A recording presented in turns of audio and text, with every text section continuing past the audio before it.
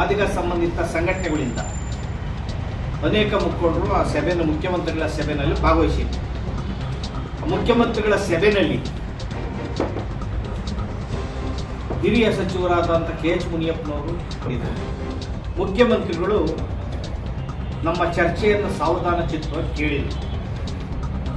ಸುಮಾರು 1 ಗಂಟೆಗೂ ಹೆಚ್ಚು ಕಾಲ ಸಭೆ ನಡೀತು. ಮುಖ್ಯಮಂತ್ರಿಗಳಿಗೆ ನಾವು ಮನವಿ ಮಾಡಿದ್ವಿ, ದಯಮಾಡಿ ಕೂಡಲೇ ನ್ಯಾಯಾಧೀಶರಾದ ನಾಗಮೋಹನ್ ದಾಸ್ ನೇಮಕ ಮಾಡಿದ್ದೀರಿ, ಏಕಸದಸ್ಯ ಆಯೋಗ. ಮಧ್ಯಂತರ ವರದಿಯನ್ನು ಪಡೆದು ನೀವು ವರ್ಗೀಕರಣ ಮಾಡಿ, ಡಿಟೈಲೇ ಮಾಡಬೇಕು ಅಂತಂದರೆ ನೀವು ಹಾಗೆ ಅದು ಮುಂದುವರಿಸಿ. ಈಗ ಸದ್ಯಕ್ಕೆ ವರ್ಗೀಕರಣ ಮಾಡಿ, ಆಮೇಲೆ ವ್ಯತ್ಯಾಸಗಳು ಪರಿಷ್ಕರಣೆ ಮಾಡಿ. ಮಂತ್ರಿಗಳು ನಾನು 22ನೇ ತಾರೀಕು ಅಂದ್ರೆ 19ನೇ ತಾರೀಕು ಸಭೆ ಇತ್ತಲ್ಲ, 22ನೇ ತಾರೀಕಿನ 2-3 ದಿನದಲ್ಲಿ ನಾಗಮೋಹನ್ ದಾಸರವರನ್ನು ನಾನು ಕರೀತೇನೆ. ಜಸ್ಟಿಸ್ರವರನ್ನು ನಾವು ಸಚಿವರು ನಾವೆಲ್ಲ ಕೂತ್ಕೊಂಡು ಮಾತಾಡಿ ವರ್ಗೀಕರಣ ಮಾಡಿಬಿಡ್ತೀವಿ. ಅವರು 15 ದಿನದ ವರದಿ ಕೊಟ್ಟರೆ 16ನೇ ದಿನದ ಪ್ರಕ್ರಿಯೆಯನ್ನು ಮುಗಿಸ್ಬಿಡ್ತೇವೆ ಅಂತ ಮುಖ್ಯಮಂತ್ರಿಗಳು ಮಾತನ್ನು ಕೊಟ್ಟರು.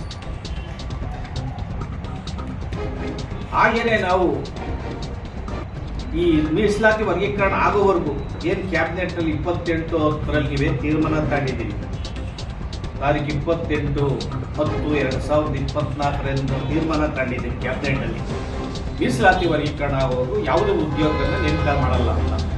ಹಾಗೆ ಅದನ್ನು ಭದ್ರಾಗಿ ನಾವು ಸರ್ಕಾರ ಮಾಡಬಾರ್ದು ಮತ್ತು ಯಾವುದೇ ವರ್ಗಾವಣೆ ಮಾಡಬಾರ್ದು ಅಂತ ನಾವು ಮನವಿ ಮಾಡಿದ್ವಿ. ಅದು ಮುಖ್ಯಮಂತ್ರಿಗಳು ನಾನು ಇದು ಬದ್ಧನಾಗಿದ್ದೇನೆ, ವರ್ಗೀಕರಣ ಆಗೋವರೆಗೂ ಇದು ಯಾವುದೂ ಕೂಡ ಉದ್ಯೋಗ ನೇಮಕಾತಿ ಬ್ಯಾಕ್ಲಾಗು ಯಾವುದೂ ಮಾಡಲ್ಲ ಅಂತೇಳಿ ಮಾತನ್ನು ಕೊಟ್ಟಿದ್ದಾರೆ.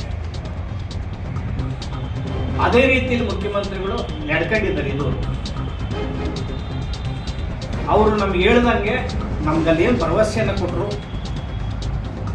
ಆ ಭರವಸೆಯಂತೆ 22ನೇ ತಾರೀಕು ನಾಗಮೋಹನ್ ದಾಸರವರನ್ನು ಜಸ್ಟಿಸ್ ಅನ್ನು ಕರೆದು ಮಾತುಕತೆ ಮಾಡಿದ್ದಾರೆ. ಈ ಬದಿಯ ಮಾದಿಗ, ಪರಮ, ಪರ್ಚ, ಭೋವಿ, ಲಮಾಣಿ ಈ ಸಮಾಜದ ಸಚಿವರನ್ನೆಲ್ಲ ಕರೆದು ಸುದೀರ್ಘವಾಗಿ ಚರ್ಚೆ ಮಾಡಿದ್ದಾರೆ ಮುಖ್ಯಮಂತ್ರಿಗಳು ಹೇಳಿದರು, ಮನವಿ ಇದನ್ನು ನಾನು ಮಧ್ಯಂತರ ವರದಿಯನ್ನು ಕೊಡ್ತೀನಿ ಅಂತ ನಾಗಮೋಹನ್ ದಾಸ್ ಅವರು ಜಸ್ಟಿಸ್ ಹೇಳಿದ್ದಾರೆ. 1 ವಾರದಲ್ಲಿ ವರದಿಯನ್ನು ಕೊಡ್ತಾರೆ, ನಾವು ವರ್ಗೀಕರಣನ ಮಾಡ್ತೀವಿ ಅಂತ ಮುಖ್ಯಮಂತ್ರಿಗಳು ಮಾತನ್ನು ಕೊಟ್ಟಿದ್ದಾರೆ. ಆದ್ದರಿಂದ ಮುಖ್ಯಮಂತ್ರಿಗಳು ಏನು ಮಾತನ್ನು ಕೊಟ್ಟಿದ್ರು ಅದೇ ರೀತಿಯಲ್ಲಿ ನಡ್ಕೊಂಡಿರೋದ್ರಿಂದ ಅವರು ಇದನ್ನು ಸ್ವಾಗತ ಮಾಡ್ತೇವೆ ಮತ್ತು ಅಭಿನಂದನೆ ಕೂಡ ಮುಖ್ಯಮಂತ್ರಿಗಳು ಮಾಡ್ತೀವಿ. ಜೊತೆಗೆ 40 ಇಲಾಖೆಗಳು, ಸರ್ಕಾರದ 40 ಇಲಾಖೆಗಳಲ್ಲಿ ಈಗಾಗಲೇ ಬಹುತೇಕ 27 ಹೆಚ್ಚು ಇಲಾಖೆಗಳು ವರದಿಯನ್ನು ಕೊಟ್ಟಿದ್ದಾವೆ. ಈಗೇನು ಈ ಪ್ರಕಾರ ಎಲ್ಲರೂ ಕೊಟ್ಟಿದ್ದಾರೆ ಅಂತ ಗೊತ್ತಾಗಿದೆ. ಏನು ಯಾರ್ಯಾರು ಎಷ್ಟೆಷ್ಟು ಯಾವ ಜನಾಂಗದಲ್ಲಿ ಎಷ್ಟೆಷ್ಟು ಉದ್ಯೋಗದಲ್ಲಿದ್ದಾರೆ ಮುಖ್ಯವಾದಷ್ಟು ಕೂಡ ಸಂಗ್ರಹ ಮಾಡಿದ್ದೇವೆ.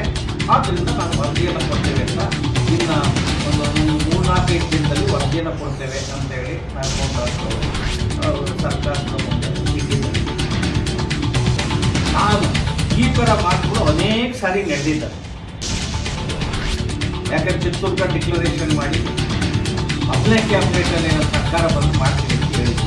ಆದ್ದರಿಂದ ಭರವಸೆ ಮುಖ್ಯಮಂತ್ರಿಗಳಲ್ಲಿ ಮನವಿ ಮಾಡಬೇಕು. ಅವ್ರು ನೀವು ಗಲಾಟೆ ಮಾಡಬೇಡಿ, ಮುಖ್ಯಮಂತ್ರಿಗಳು ಒಳ್ಳೆಯದಿದ್ದಾರೆ, ಅವ್ರು ಕೆಟ್ಟದಾಗಿ ಯಾರು ಬೈಬೇಡಿ, ಕಾರ್ಯಕ್ರಮನ ನಿಲ್ಲಿಸ್ಬಿಡಿ, 3 ತಿಂಗಳು ಟೈಮ್ ಕೊಡಿ ಅಂತ ಕೇಳಿದ್ರು.